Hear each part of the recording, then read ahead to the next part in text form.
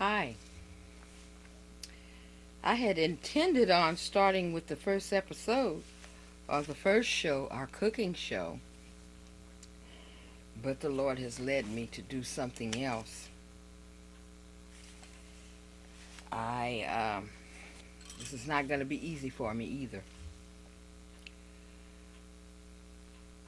I'm going to do the best I can in showing you how to work the earth system and the spiritual system together without breaking God's laws. And that's not very easy to do. In order for me to do it, I'll have to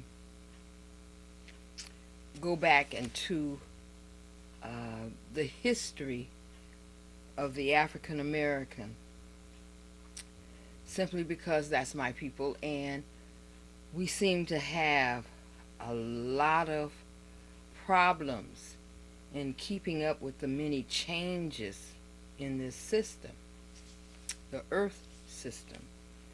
And we go to church for spiritual help and hoping that that spiritual help will help you with the earth system. It won't help you if you don't understand the earth system and understand why, as an African American, you are having problems in this country. So this show is dedicated to all African Americans in this country. And I guess I'll have to start with a little emphasis on slavery first, because we have been traumatized into docility. We're at a psychological impasse simply because we've been taught to hate self-kind, and we do not understand how we can be conditioned to hate self-kind.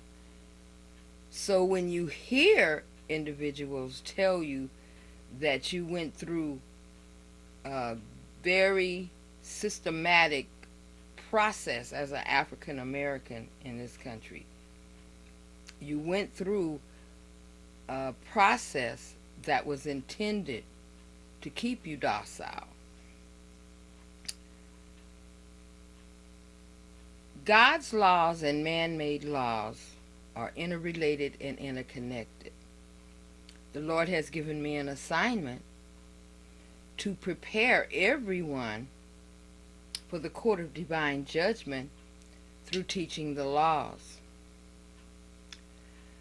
Because of the plight of the African American in this country, and especially me looking at what is going on in my own hometown, Oakland, California, with African Americans,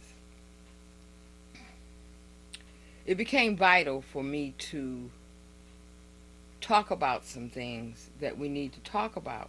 Now, I attempted to teach on this about 7 years ago. Now, what I did then, I broke this particular teaching session into about 5 2-hour segments, total of 10 hours. Now, what I have to do now is try to condense all of this into less than 2 hours. Now, what I want you to do is get your pencils and paper handy, because I will also be giving you scripture, as well as other information that you need to write down. Now, for those of you that have been watching me over the years, I explained to you that my field of study in college was social and behavioral sciences. And I'm good at it, especially when I did the studies of the African and the African American in this country. I was taught by the best in this country. And if anyone know who were teaching during the time that I was being taught in college, you know I was taught by the best. Now, I haven't been given permission to use their names, so I'm not at this particular time. But all you have to do is go to the colleges around the state and the universities that are close to Oakland, and you will know who these teachers are. Now, I'm going to give you some information that you really need to write down. So get your pencils and pieces of paper to handy so you can write down some of the stuff. Because in order for me to condense all of those hours of a training workshop into a few hours, I'm going to have to go fast and give you a lot of information in relatively a short period of time.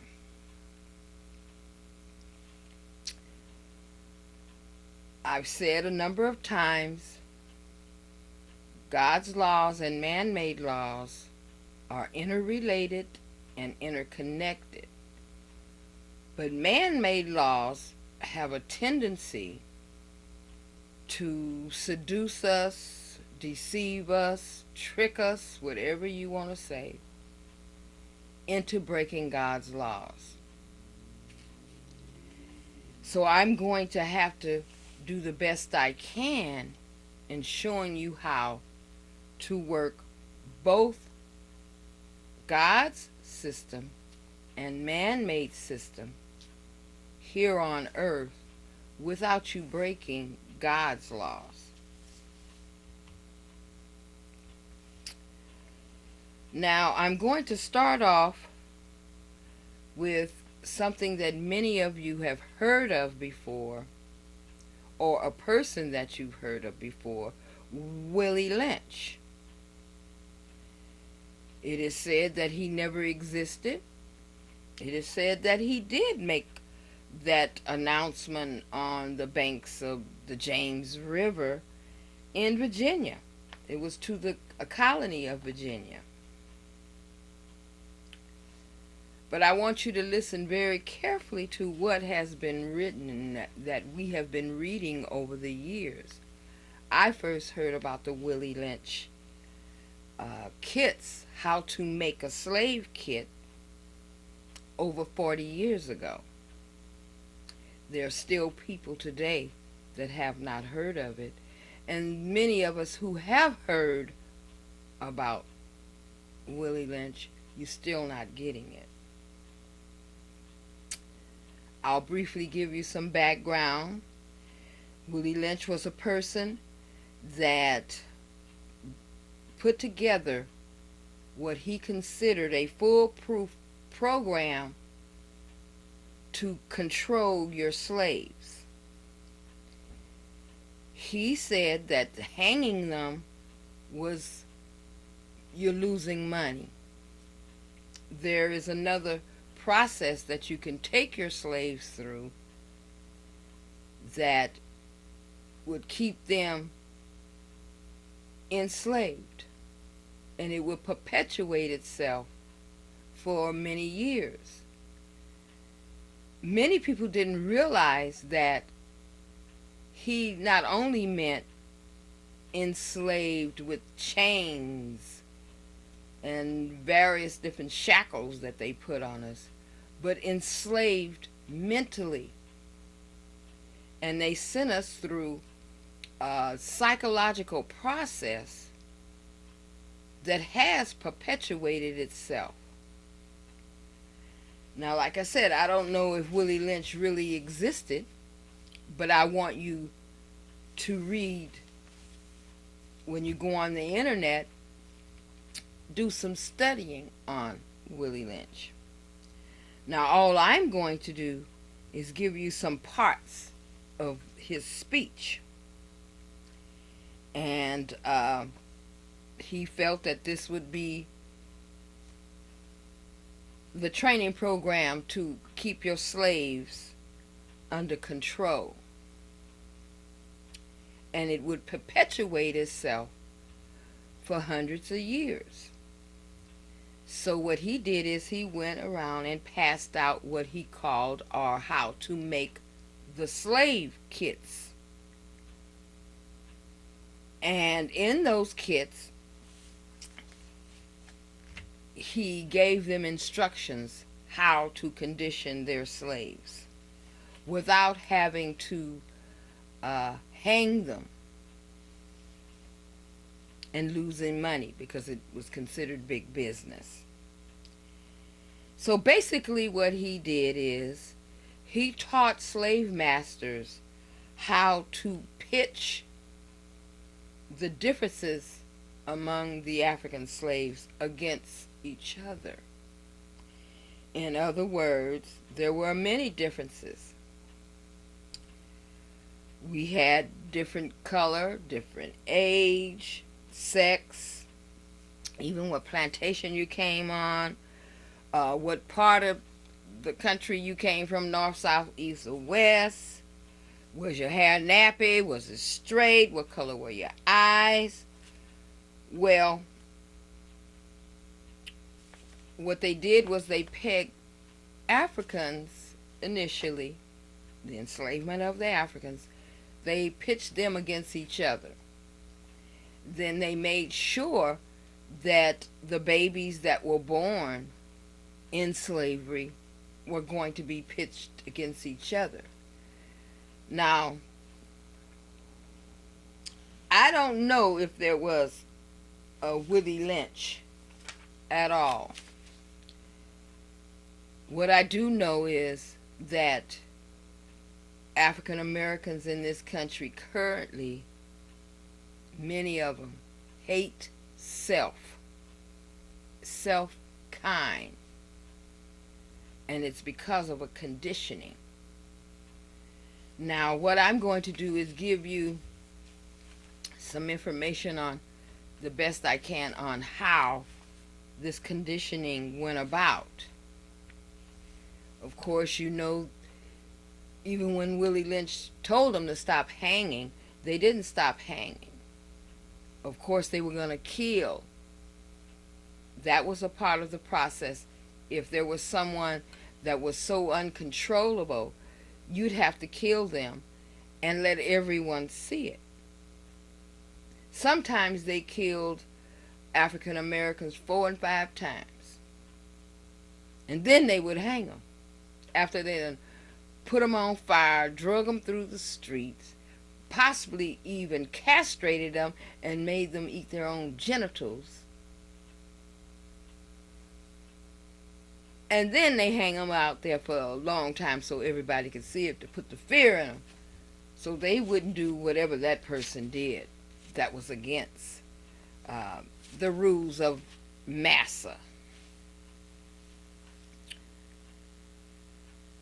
In the process of doing this, hundreds of years have gone by, and it appears that the African American, many African Americans, are still enslaved mentally. They may not realize it. In most cases, I believe they don't. Because they have been conditioned. It's a part of their life now. The only way they'll get out of it, they have to be reconditioned.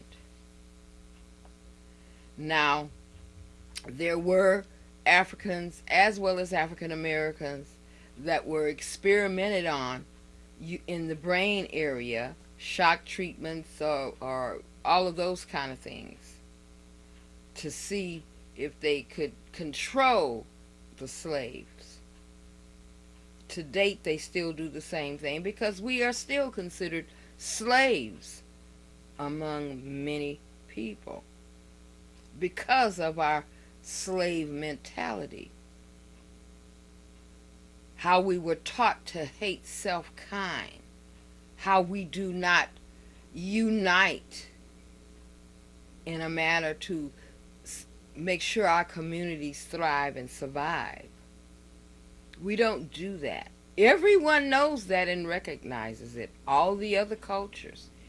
And you would recognize it if you just took some time just in this city of Oakland and just walked around or rode around and observed what was going on and look at what cultures are surviving.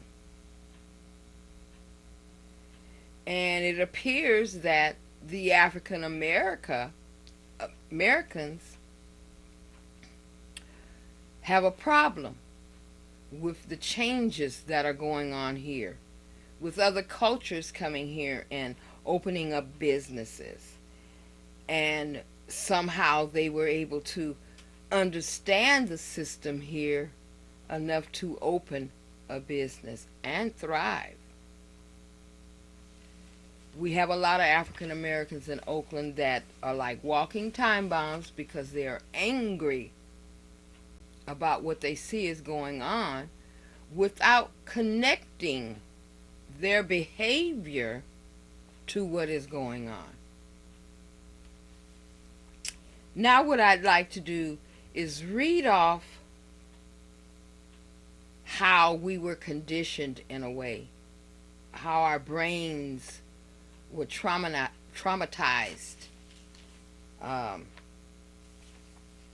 So what I want to do is talk a little bit about, I know you've heard about the left brain and the right brain. Well, it's basically talking about the left and right hemispheres of your brain. And I will only be dealing with the upper crust of your brain right now. And the upper crust, I think that's called the thalamus or something like that. Anyway, that upper crust part of your brain controls a lot of things. And all they had to do was to control the upper crust of your brain.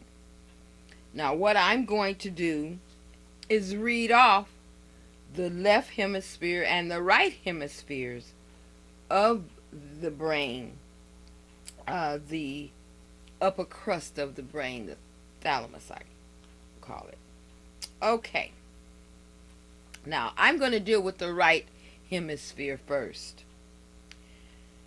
The right hemisphere, the upper part of your brain, deals with the left hand touch, music appreciation, art appreciation, dance, sculpture,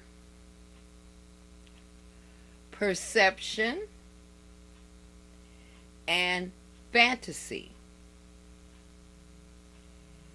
Now I want to read off the left side, the left hemisphere upper crust of your brain and what it has control over. It controls the right hand touch, math, language, science, logic, and writing. Now, in my studies, social and behavioral science, while I was in college, one of the things that I noticed was that, and it occurred while I was in school, African Americans are not encouraged to use that left hemisphere as much as they are conditioned to use the right hemisphere, which deals with dance and music and all of that. Well, we were conditioned to use that side, the right hemisphere, more, basically to please our slave masters. Yeah, massa wanted to see us running around singing and dancing and all of that stuff, playing music. Now they took away our original from Africa, our original forms of instruments, musical instruments, but it wasn't very difficult for us to create some here and use them. And learn how to use the ones that they already had here. So that's basically what they had us concentrating on, was art, music, dancing. Yeah, masters love to see us dancing because to them, we appeared happy. We didn't want to dance for them. But they wrote in history like we were a bunch of happy slaves running around, dancing, singing, playing instruments for massa. They didn't make it appear that we had to do that or else we might end up dead. History doesn't show you the way it really occurred. You're going to have to dig deep because the schools are not going to tell you how this came about and how they actually went through the conditioning process. Now, if you don't believe me, you can do your own research, okay, in this community, because I'm more concerned about the Oakland community because I already see what's going on here. We have individuals that really don't want to do any reading or writing. The math skills are just far out. You know, many of them are still at third grade level and they 30 and 40 years old. Can't write, and if they write something down, you can't understand what it is that they have written down. And many individuals know that they can't write. So what they do, or even spell.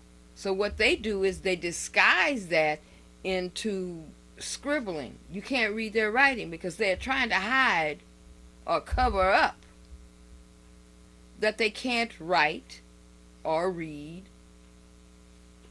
at a level that they're comfortable with in showing you.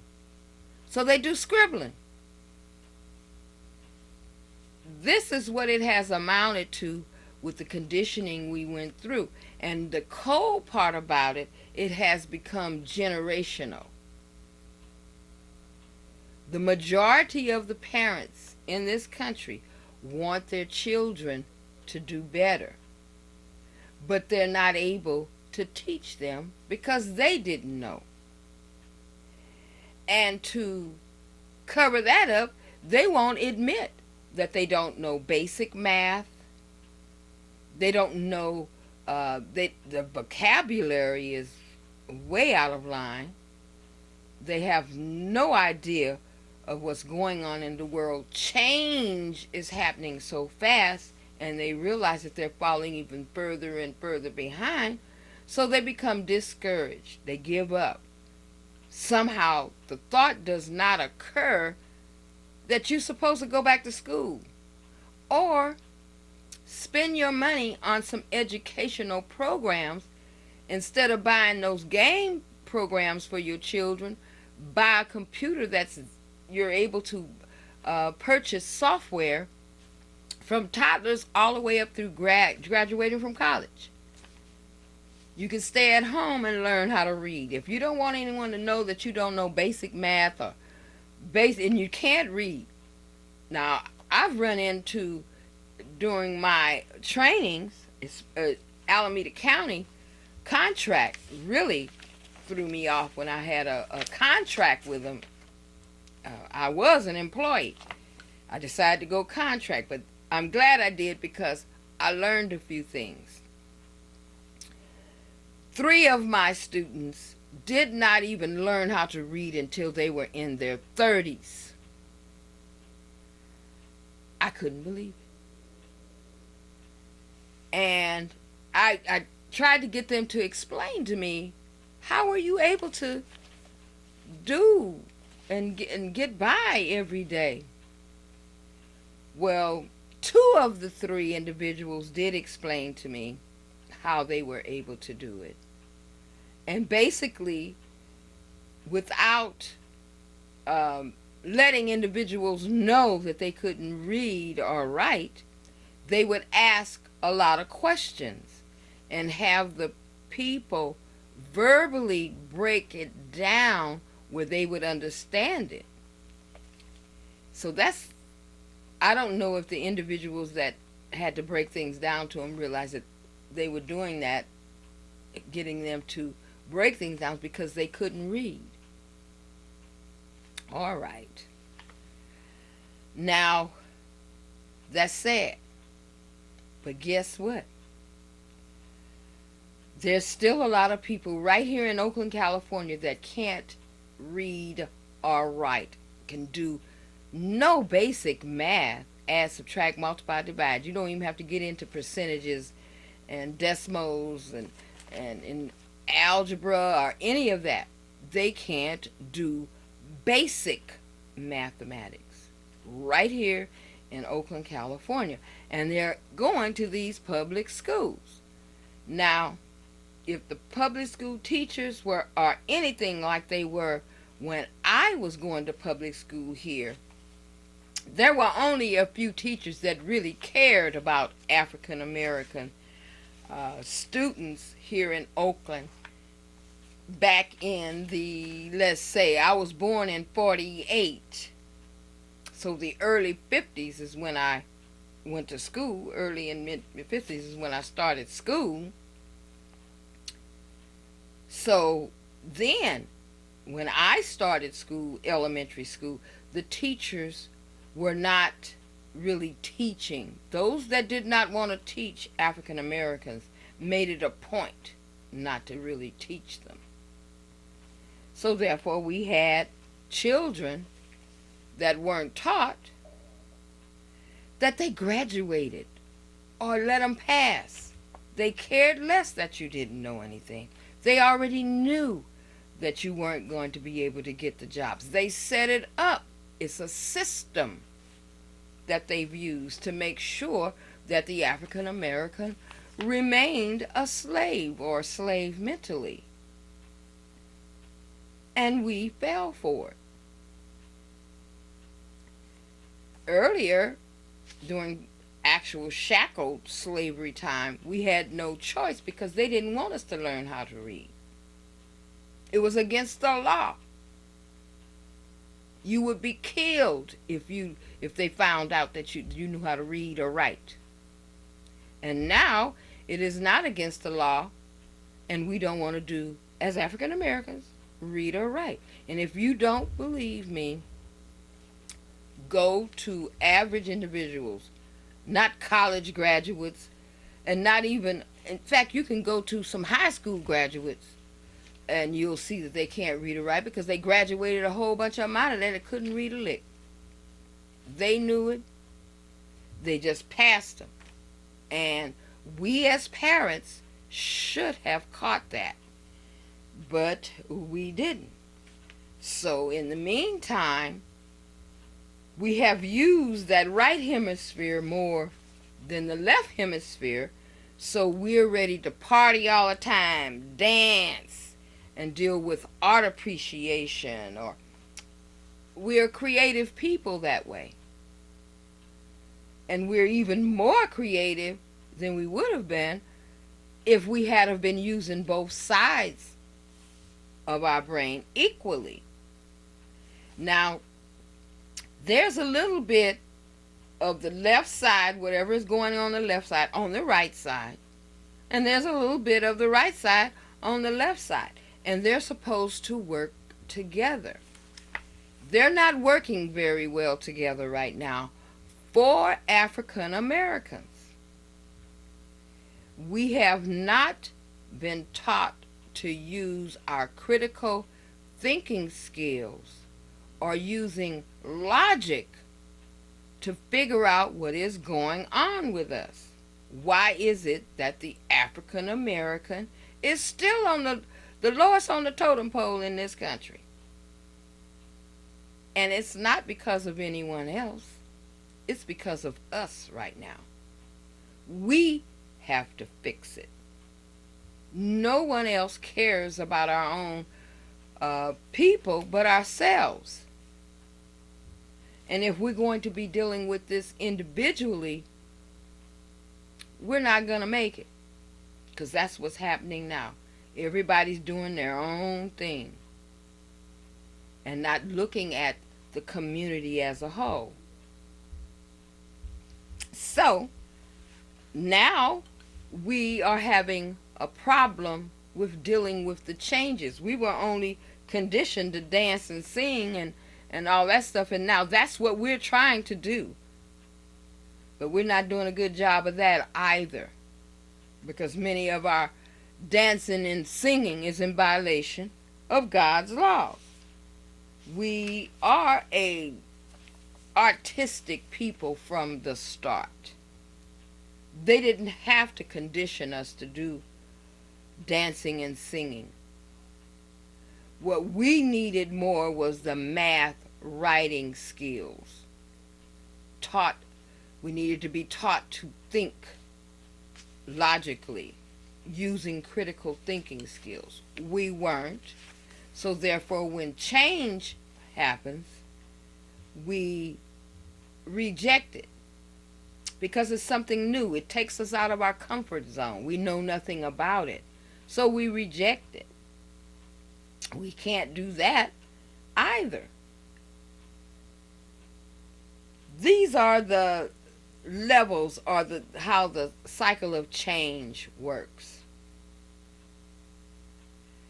First, you deny.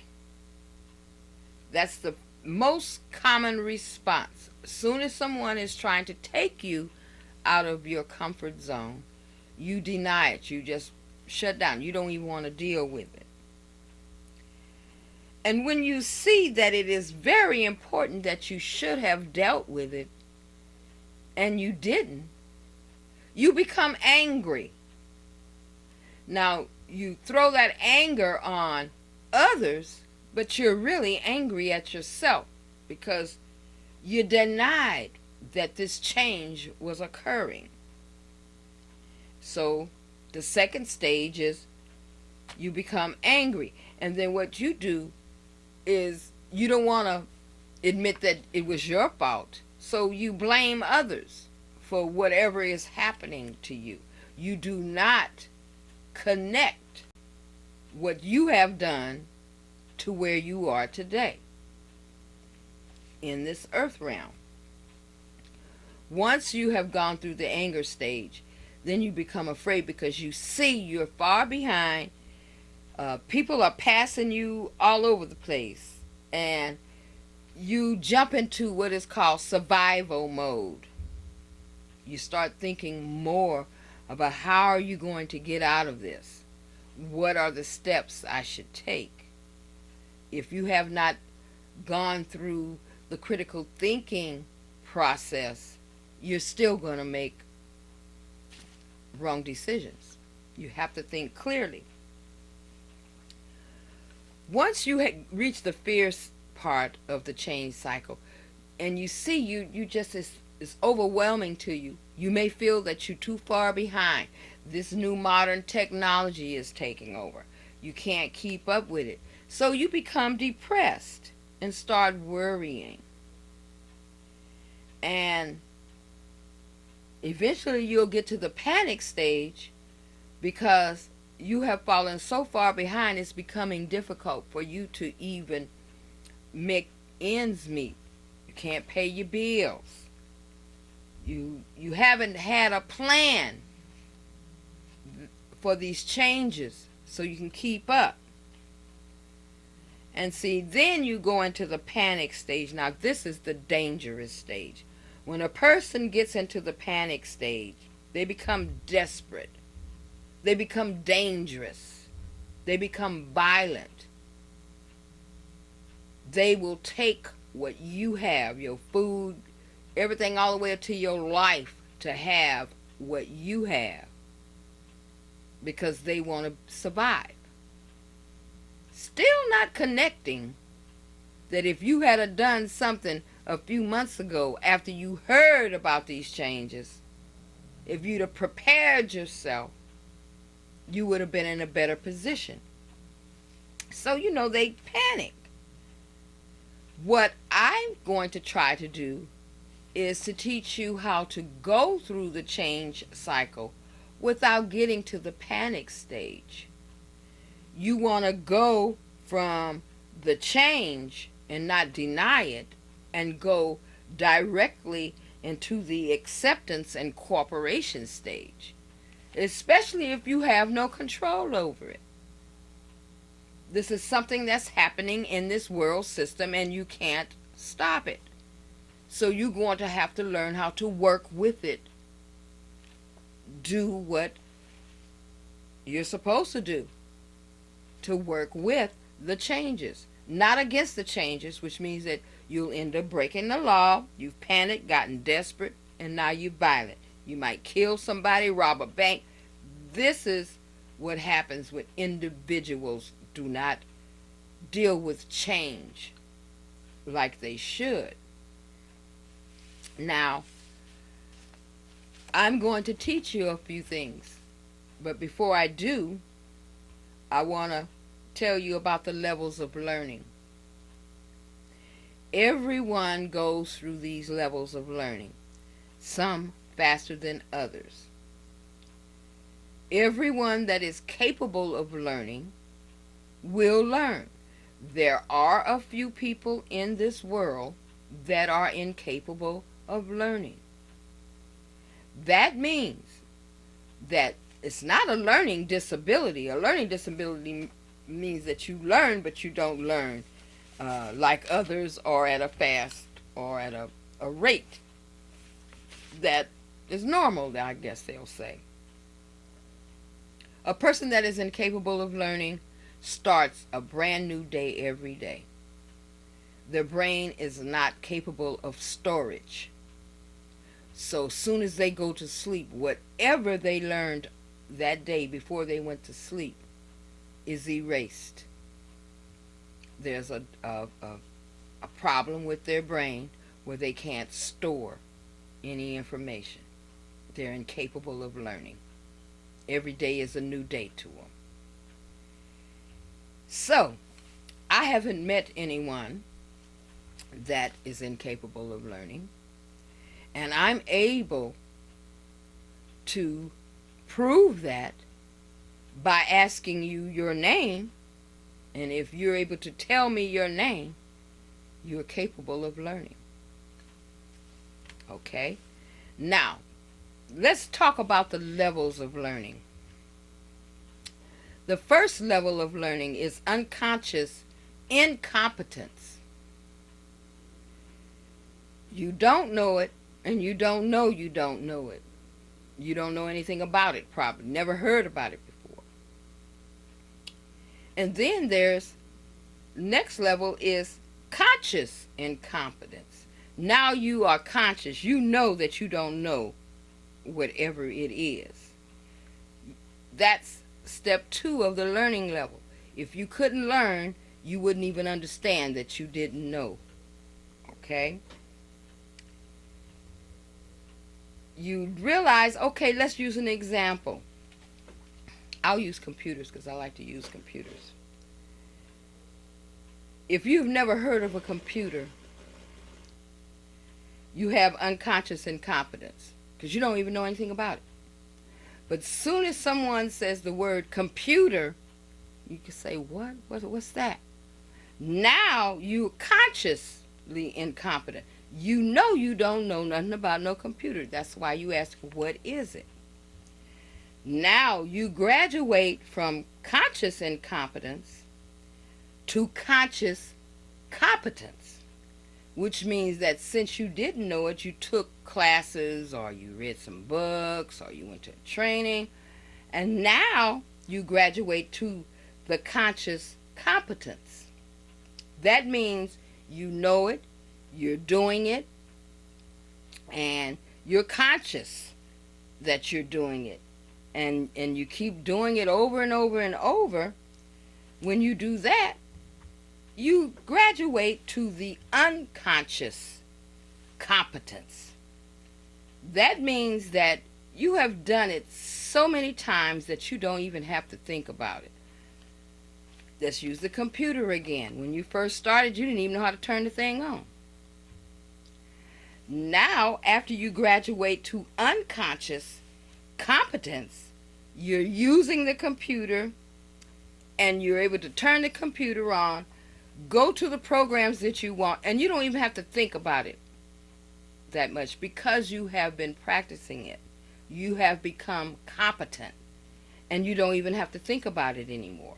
The same thing with driving a car. You get in the car, check the mirror, and all this.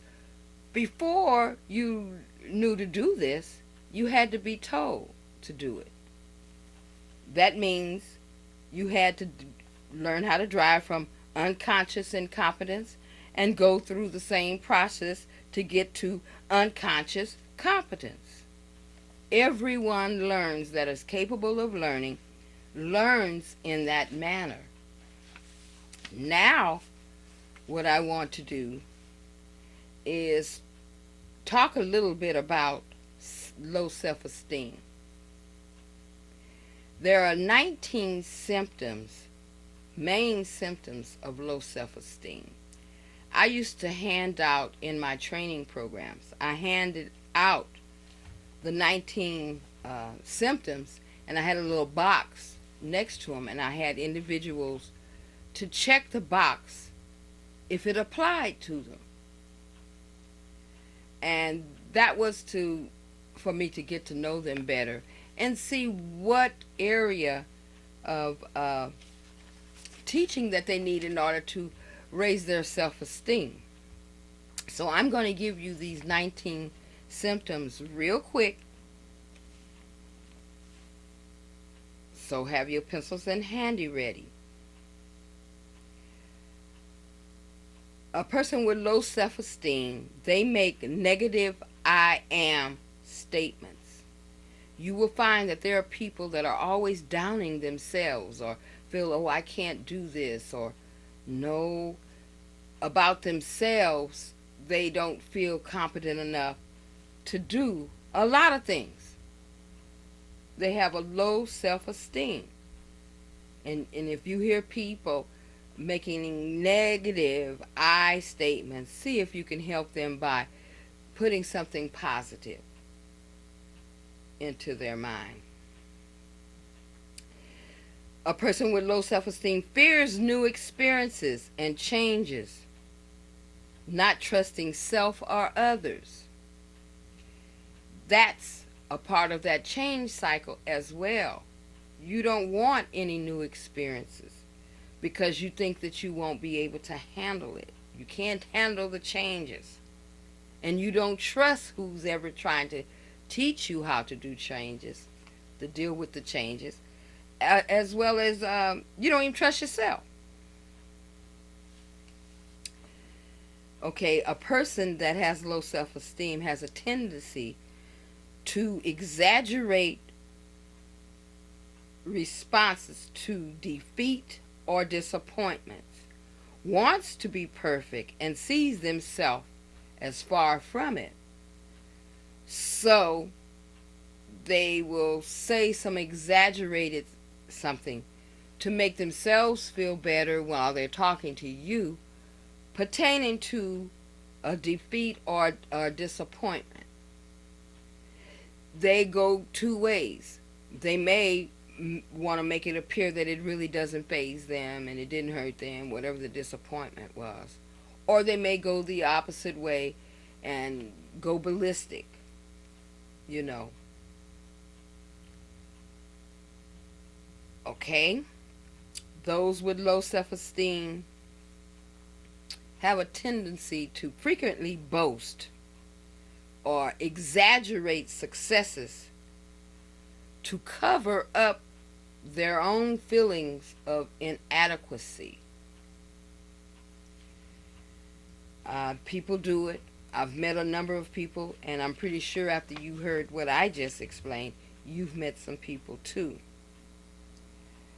People with low self-esteem has a strong need for approval, and they're eager to please and in need of constant support to build their ego up, to make them feel good about themselves.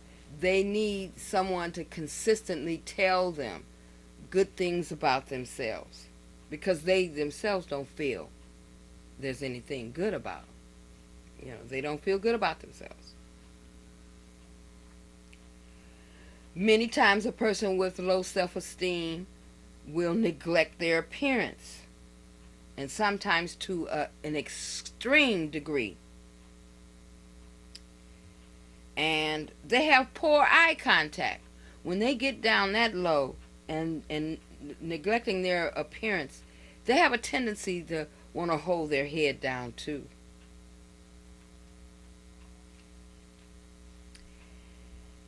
And there's a large population of people with low self-esteem that have a strong need for material possessions. They think if they have a lot of material things that's going to build up their self-esteem. They don't realize that they're doing these things to show others. You want to get the best car, the best house, wear the baddest clothes, go to the finest restaurants to eat. Individuals that are at that level of thought have a low self-esteem as well, because they're trying to place what they feel that's inadequate about themselves with material things. Also, people with a low self-esteem are reluctant to express their own ideas, and they don't believe in themselves. That's the reason why they don't express their ideas. They don't think that they make sense or that they'll be valid. So they don't say anything. They begin to feel hopeless. They have a lack of accountability, lack of energy. They're passive. They look at small tasks as being big ones and are intimidated very easily by small tasks. They have a low level of self-awareness.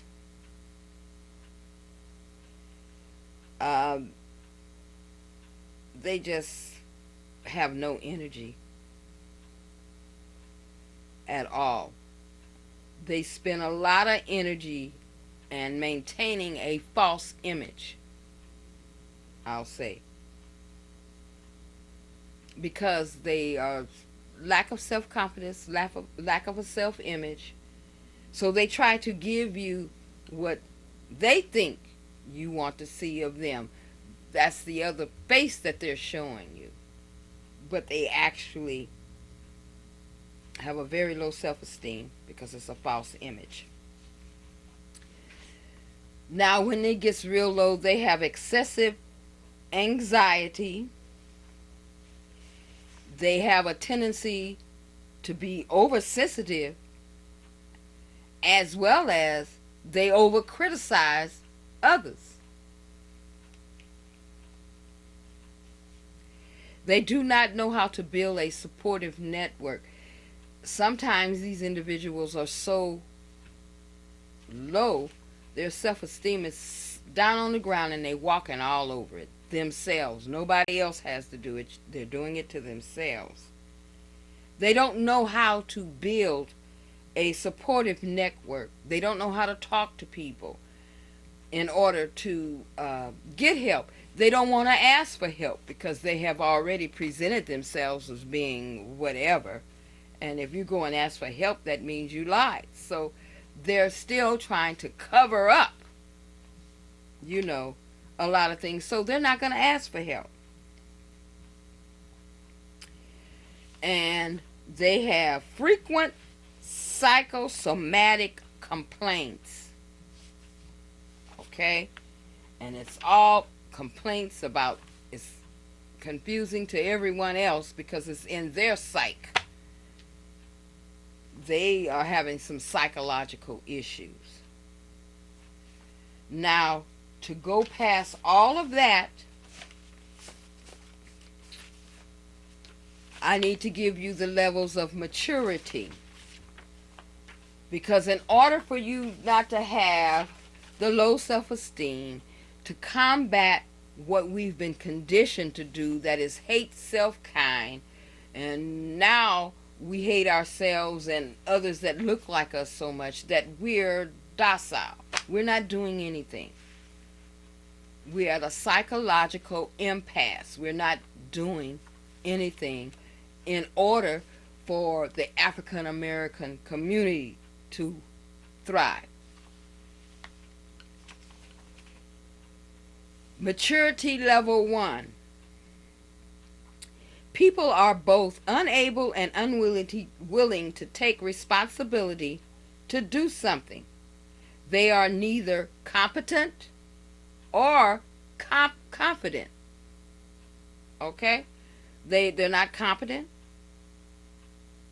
So that means that they haven't gone through the levels of learning at whatever level it is that they're at. And they're not competent in it. That means your maturity level is at level 1. Okay? Let me give you the symptoms of a person, or what a person that has only reached maturity level 1. Okay? Poor follow through. They miss appointments. They need assistance but won't ask. They have a passive aggressive behavior. They're very impulsive. They cannot delay gratification. They have poor language skills. They're constantly in the state of denial or shock. Cannot connect their behavior with the consequences. They're unrealistic in their expectations. They have a victim mentality and a low self-esteem. That's maturity level 1. Now, if any of this applies to you, especially missing appointments, poor follow through, you're never going to have a job, and you're sure not going to have a business.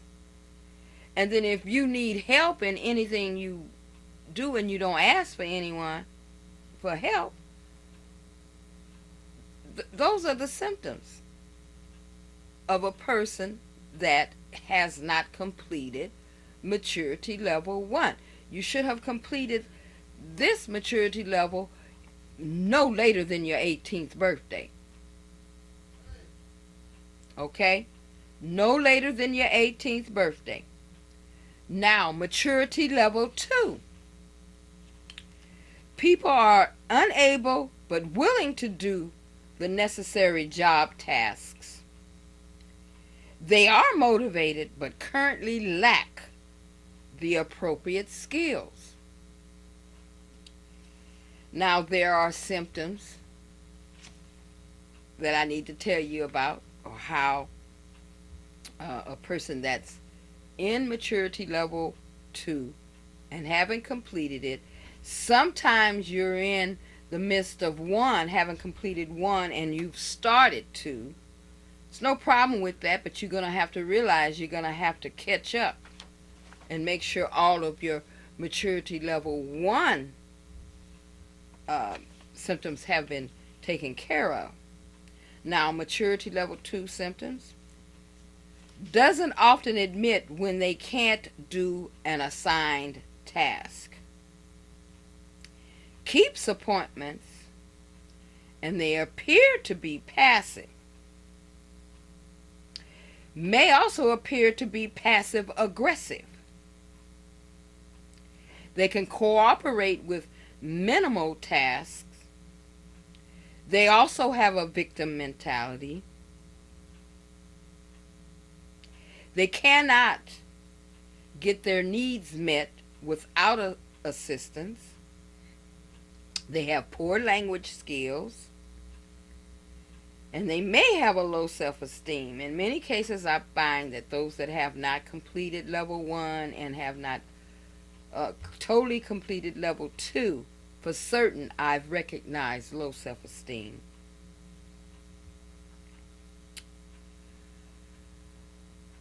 So they may have low self-esteem at maturity level 2.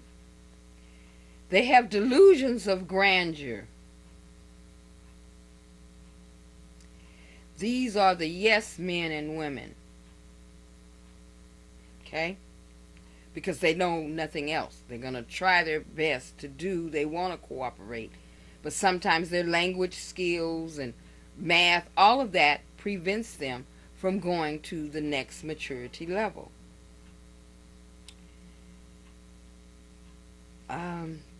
Yeah, they have poor language skills as well and may have a low self-esteem, delusions of grandeur, won't admit when they need help. Maturity level 2. Okay? If you can't admit that you need help, you have not graduated past maturity level 2. Let's go to maturity level 3.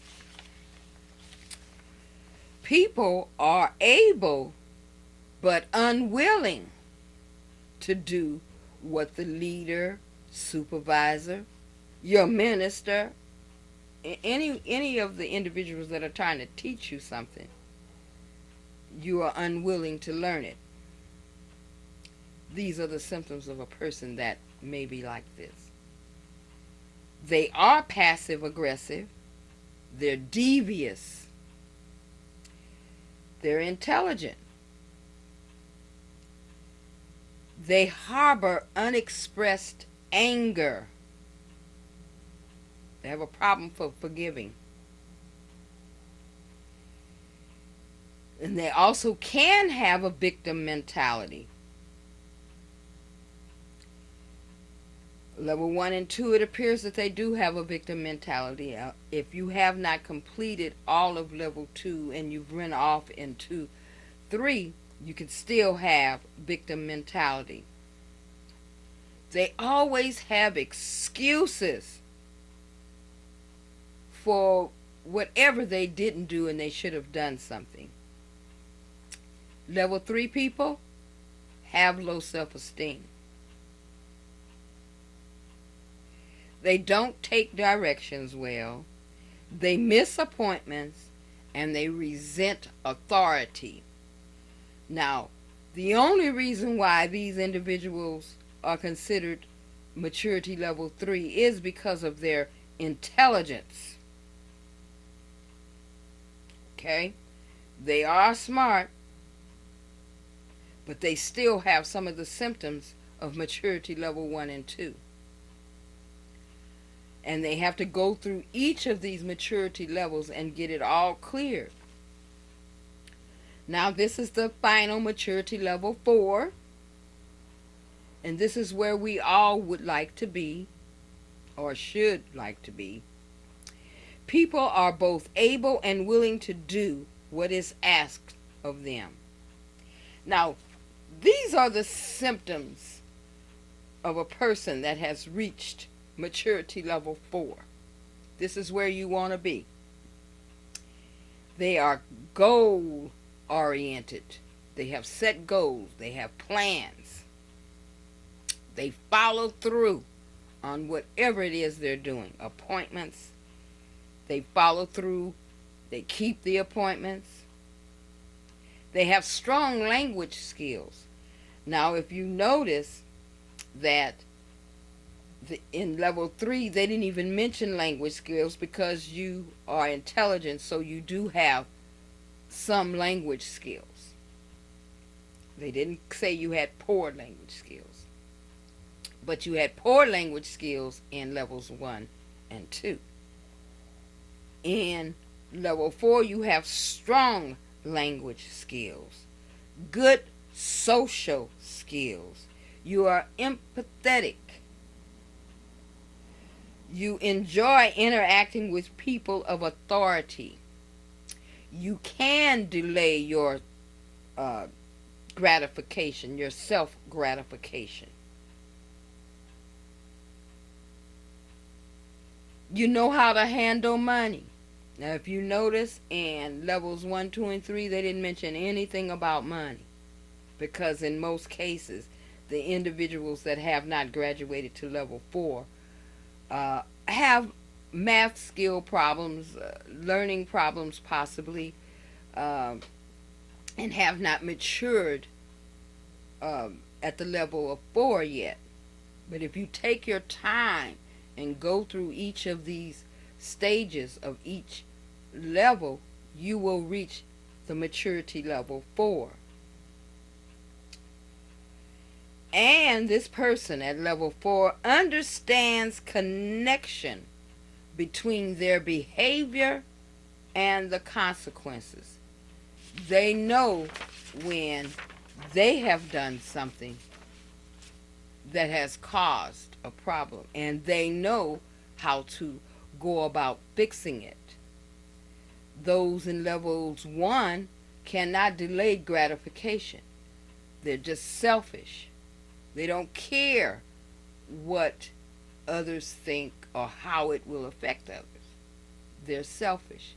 They can't delay their own self gratification. That's maturity level 1. Once you see individuals or meet individuals that fit in to these areas, you need to do what you can to help them, especially if you're a minister. This information is going to be on the sbfm.net webpage, mainly. Some of the questions may be on the Court of Divine Judgment Ministries because it's related in that matter. But you will be able to answer a lot of the questions to the challenges by going to the web pages. SBFM, S as in Sam, B as in Bob, F as in Frank, and M as in Mary. It stands for Small Business Forum.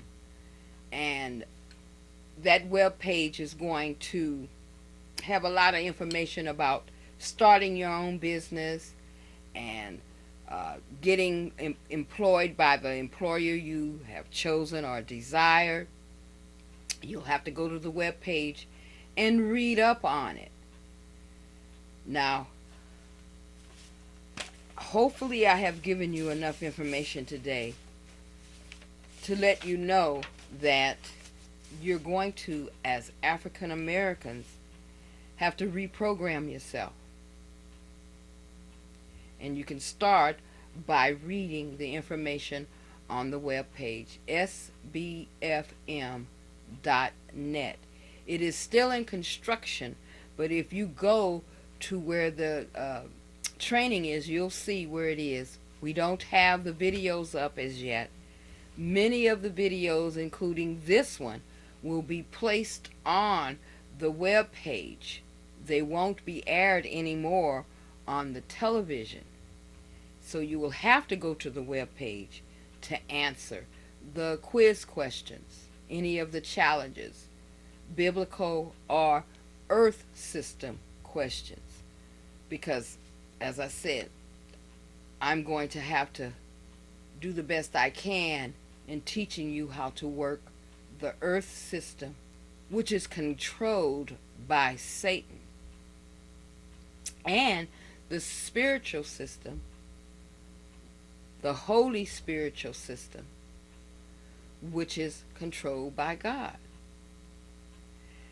Now, I'm going to leave you to think about all of this because it's important for you to understand it. Knowing is not enough, we must apply. Willing is not enough, we must do. Until we meet again, I love you.